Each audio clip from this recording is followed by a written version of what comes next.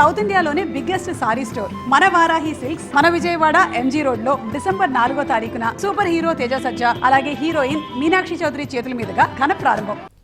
కుత్బుల్లాపూర్ పారిశ్రామిక వార్డులో కేటీఆర్ పర్యటించారు. హిల్ట్ పాలసీపై కార్మికులతో చర్చించారు. కేటీఆర్ తో పాటు బీఆర్ఎస్ ఎమ్మెల్యేలు ఎమ్మెల్సీలు స్థానిక నేతలు పాల్గొన్నారు. 50,000 కోట్ల ఆస్తి ఇది కేవలం ఇక్కడ ఉండే కొంతమంది బడాబాబులు పెద్దవాళ్ళు డబ్బులు ఉన్న వాళ్ళకి జస్ట్ 12,000 గజం ఉన్నదాన్ని 4,000 గజం ఇచ్చేస్తా అంటున్నారు. ఆ 4,000 గజం ఇచ్చేసి అపార్ట్మెంట్లు కట్టుకోండి, పరిశ్రమ తీసేసి కాలుష్యానికి అందరం వ్యతిరేకం. కాలుష్యం ఉండే పరిశ్రమలు హైదరాబాద్ లో ఉండాలా వద్దా అంటే తరలించాలి. మనం కూడా ప్రయత్నం చేసాం. తరలిస్తే ఎక్కడ తరలించాలా?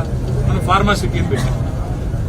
ఫార్మాసిటీ అంటే ఇక్కడ పరిశ్రమను అక్కడ తీసుకెళ్లాలి. ఇప్పుడు మీరు అందరూ ఉన్నారు, మీకు పిల్లలు ఉంటారు, స్కూల్స్ ఉంటాయి, అట్లాగే మీకు కావాల్సి ఇక్కడ అంటే చిన్న వ్యాపారాలు, అవన్నింటినీ కూడా అక్కడ ఏర్పాటు చేసి తరలిస్తే పోతుంది, లేదా పోదు.